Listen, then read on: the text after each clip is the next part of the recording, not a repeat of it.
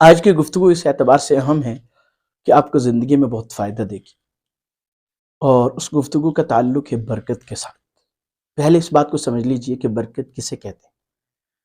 برکت کا اگر ہم شرعی اعتبار سے، دین کے اعتبار سے مفہوم لیں تو وہ یہ ہے کہ ضروریات پوری ہو جائیں اور عافیت سے زندگی گزرے۔ اس کو میں عمومی انداز سے سمجھانا چاہ رہا ہوں، کوئی طالب علمانہ تعریف نہیں کر رہا۔ اور اس کے بالمقابل دوسرا لفظ بولا جاتا ہے بے برکتی۔ تو چیز کی پہچان ضد کے ساتھ ہوتی ہے۔ مثال کے طور پر اگر آپ کو کڑواہٹ کا ذائقے کا نہیں پتہ نا، تو آپ کو مٹھاس کا احساس کبھی نہیں ہوگا۔ میں اس کی ایک مثال دیتا ہوں۔ شیخ سعدی رحمۃ اللہ علیہ نے لکھا کہ ایک دفعہ ایک بادشاہ کشتی میں بیٹھ گیا اور اس میں غلام کو بھی بٹھا لیا۔ وہ غلام چیخ رہا ہے، چلا رہا ہے۔ بادشاہ بڑا پریشان ہوا، تو کیونکہ بادشاہ کا مزہ خراب کر دیا، مزاج خراب کر دیا، تو ایک وزیر اٹھا اور اس نے کہا اگر اجازت ہو تو میں اس کو ایک غوطہ سمندر میں لگوانا چاہتا ہوں۔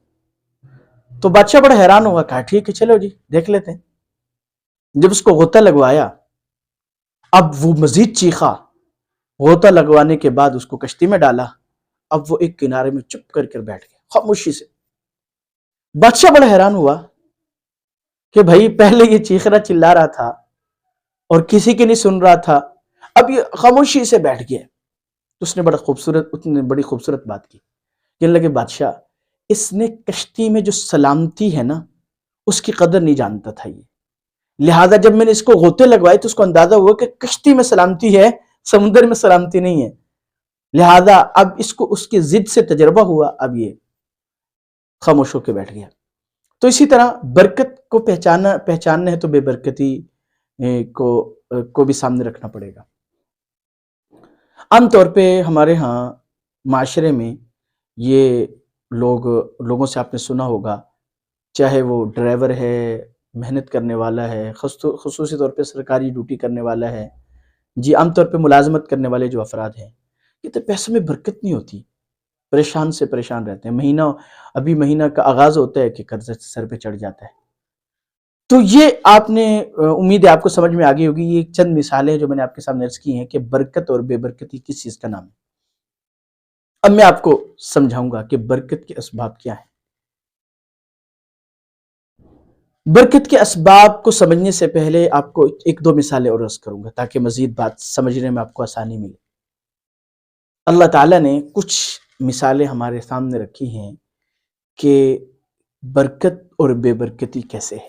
ہمارے علماء اس کی مثال دیتے ہیں کہ ایک بکری ہے، سال میں بمشکل 1 2 زیادہ سے زیادہ 3 بچے وہ جنتی ہے۔ عید الاضحیٰ کا موقع آتا ہے تو لاکھوں بکریاں ذبح ہو رہے ہوتے ہیں۔ اب ادھر دیکھیں، ایک بکری نے 1 بچہ دیا، 2 دیے عام طور پہ، لیکن کوئی بستی، کوئی شہر، کوئی قریہ، کوئی ملک خالی نہیں ہوگا بکری کی وافر اس سے کہ قربانی کے موقع پر یہ سننے کو مل گیا ہو کہ جناب اس دفعہ تو بکرے آئی نہیں، کم ہیں لیکن اتنے قربان ہونے کے باوجود پائے جا رہے ہیں۔ اور اس کے بالمقابل بے برکتی کی مثال کتیا کو لے لیں کہ کتیا 8 سے 10 اس دوران میں بچے جنتی ہے، لیکن اور ذبح بھی نہیں ہوتے، لیکن آپ کو کسی گھر میں پالے ہوں گے جنہوں نے شرعاً تو وہ ناپسندیدہ ہے بلا ضرورت، لیکن وہ نہیں پائے جائیں گے۔ تو امید ہے کہ آپ کے سامنے آگے ہوگی برکت کیا ہے، بے برکتی کیا ہے۔